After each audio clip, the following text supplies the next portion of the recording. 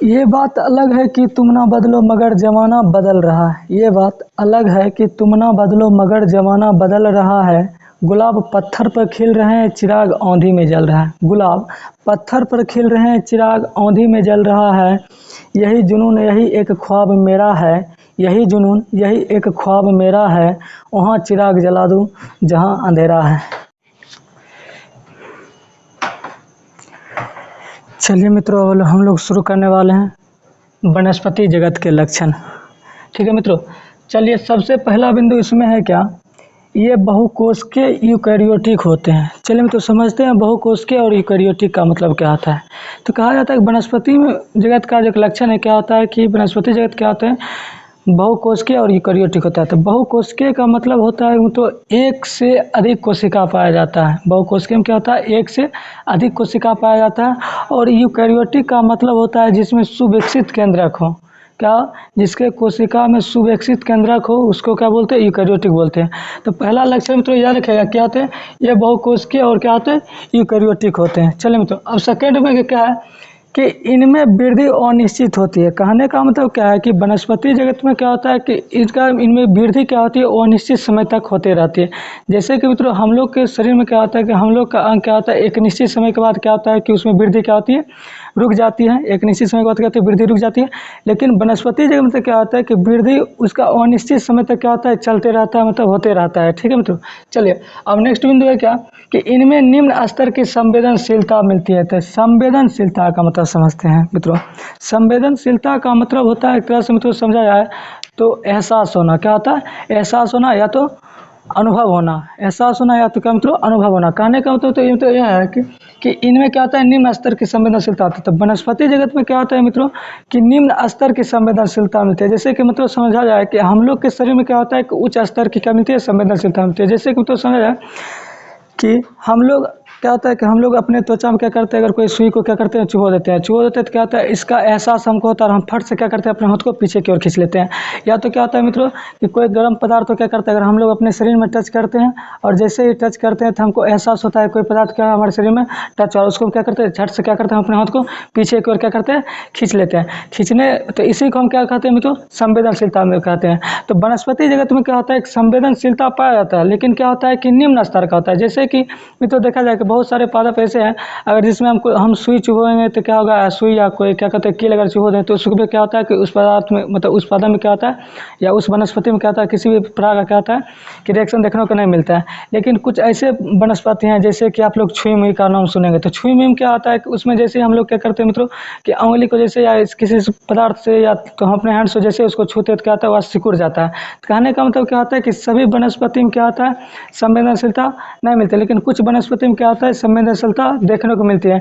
इसलिए में तो यहाँ क्या लिखे कि इनमें क्या होता है कि निम्न स्तर की होती है, संवेदनशीलता मिलती है।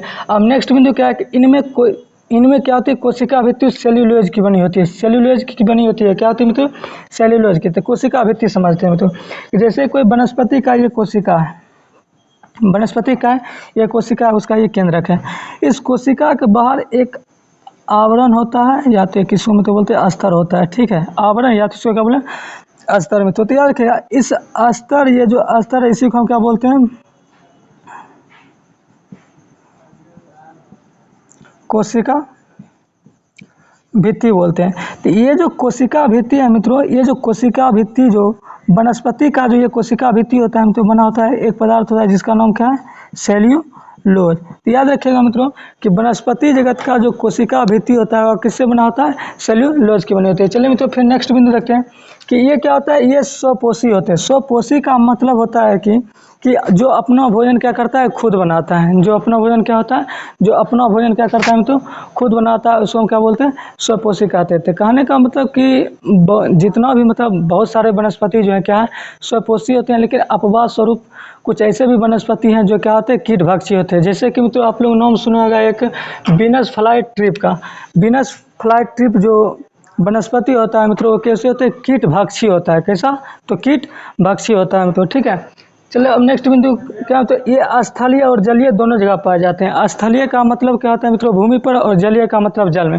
तो वनस्पति जो क्या होते हैं, कुछ वनस्पति स्थल पर भी पाए जाते हैं और कुछ वनस्पति क्या होते हैं मित्रों, जल में भी पाए जाते हैं। जैसे आप लोग नेक्स्ट क्लास में, अगले क्लास में आप लोग पढ़िएगा मित्रों कि थैलोफाइट संघ का जो थैलोफाइट संघ में जो जिस पादप को रखा गया या जिस वनस्पति को रखा गया, वो प्राय कहाँ पाए जाते हैं मित्रों, तो जल में ही पाए जाते हैं। ठीक है, तो क्या होता है कि कुछ स्थलीय भी होते हैं और क्या होते हैं, कुछ जलीय भी होते हैं। ठीक है, मतलब दोनों जगह पाए जाते हैं। और इसमें क्या, इनमें खाद्य पदार्थ क्या होता है, स्टार्च के रूप में क्या होता है मित्रों, स्टार्च के रूप में संचित रहता है। संचित का मतलब जमा होना, संचित का क्या होता है, जमा होना। तो यहाँ ध्यान देगा मित्रों कि इसमें क्या होता है कि जो वनस्पति जगत में जो होता है भोजन जो जमा होता है, जो इसका भोज्य पदार्थ जो होता है मित्रों, वो जो जमा होता है किस रूप में होता है, स्टार्च के रूप में होता है। और जैसे हम लोग में क्या होता है कि जो भोजन संचित जो जमा होता है मित्रों किस रूप होता है, तो ग्लाइकोजन के रूप में। तो याद रखिएगा कि मनुष्य, मानव में या तो जीव जंतु में जो भोजन रहता है ग्लाइकोजन के रूप में संचित रहता है, और वनस्पति में किस रूप में रहता है, तो स्टार्च के रूप में। और स्टार्च क्या है, तो पूरा कार्बोहाइड्रेट है। तो क्या है, कार्बोहाइड्रेट है।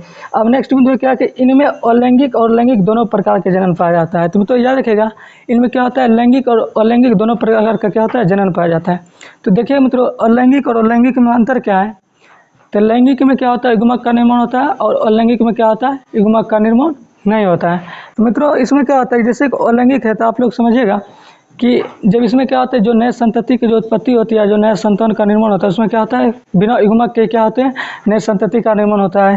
तो वह जनन कौन सा कहलाता है, तो अलैंगिक। जैसे कि मित्रों आप लोग देखिएगा कि जैसे गुलाब का हम लोग पौधा के एक डंठल को क्या करते हैं, काट लेते हैं, उसको क्या करते हैं कि भूमि में क्या करते हैं, उसको फिर जाके भूमि में क्या करते हैं, उसको गाड़ देते हैं। गाड़ने के बाद क्या होता है मित्रों कि जब उसको हम गड्ढा करके उसको गाड़ देते हैं, तो उसको जब भोजनीय पदार्थ मिलता है तो वह धीरे धीरे क्या करता है, विकास करना स्टार्ट हो जाता है। उसमें फिर पत्ती होती है ना, क्या होता है, स्टार्ट हो जाता है। कहने का तो क्या हो रहा है कि उससे डंठल से क्या होता है, नए संतति का निर्माण हो रहा है। तो मित्रों बताइए कि उसमें क्या कहीं युग्मक का निर्माण हुआ, नहीं, फिर भी क्या हुआ, नए संतति का निर्माण हो गया। उसी को हम क्या बोलते हैं मित्रों, अलैंगिक जनन बोलते हैं। और लैंगिक जनन में क्या होता है मित्रों कि इसमें क्या होता है, युग्मक का निर्माण होता है। जैसे कि आप लोग देखिएगा मित्रों, जैसे पुष्प मतलब बहुत सारे मतलब वनस्पति में क्या देखते हैं, पुष्प होता है। पुष्प क्या एक प्रकार का लैंगिक जनन अंग है। क्या है, लैंगिक जनन अंग है। तो जिसमें पुष्प पाया जाएगा मित्रों, उसमें क्या होगा, लैंगिक जनन होगा। लेकिन कुछ अपवाद स्वरूप कुछ ऐसे भी पादप है जिसमें पुष्प नहीं पाया जाता है, फिर भी क्या होता है, लैंगिक जनन होता है, जो नेक्स्ट वीडियो में हम लोग नेक्स्ट क्लास में पढ़ेंगे। तो इसमें क्या होता है, तो इनमें लैंगिक और अलैंगिक दोनों प्रकार का जनन पाया जाता है। हम लोग समझ गए। अब यहाँ ध्यान दीजिए मित्रों, इनमें क्या होता है, पीढ़ी एकांतरण पाया जाता है। चलिए मित्रों अब पीढ़ी एकांतरण का मतलब समझते हैं। देखिए यहाँ ध्यान दीजिएगा, जैसे हम लोग देखते हैं कि अगर कोई मनुष्य है, उससे अगर अगला कोई संतति आ रहा है तो क्या आएगा, मनुष्य ही आएगा। फिर उससे जो अगली संतति आएगा क्या आएगा मित्रों, मनुष्य ही आएगा। फिर उससे जो अगली संतति आएगा क्या आएगा, मनुष्य ही आएगा। ठीक है मित्रों, अब देखिए नेक्स्ट उदाहरण समझते हैं। मान के चलिए कोई ये जीव है, क्या है, एक्स है। ये कोई जीव क्या है, एक्स है। इससे अगला कोई जीव का निर्माण हुआ और वह जीव क्या है, वाई है। ठीक है, फिर उससे कोई अगला जीव का निर्माण हुआ मित्रों, क्या है, जेड है। क्या, जेड है। तो कहने का मतलब मित्रों यहाँ ये हो रहा है कि जब जब क्या हो रहा है, अगला संतति का निर्माण हो रहा है, उसमें क्या हमको देखने को मिल रहा है, भिन्नता। जब क्या होता है कि जब नए संतति जो उत्पन्न होता है उसमें क्या हमको भिन्नता देखने को मिलती है। तो इस प्रकार की हम प्रक्रिया क्या बोलते हैं मित्रों, पीढ़ी एकांतर। जो कि मनुष्य अगर देखा जाए तो हम लोग को मनुष्य में ऐसा देखने को नहीं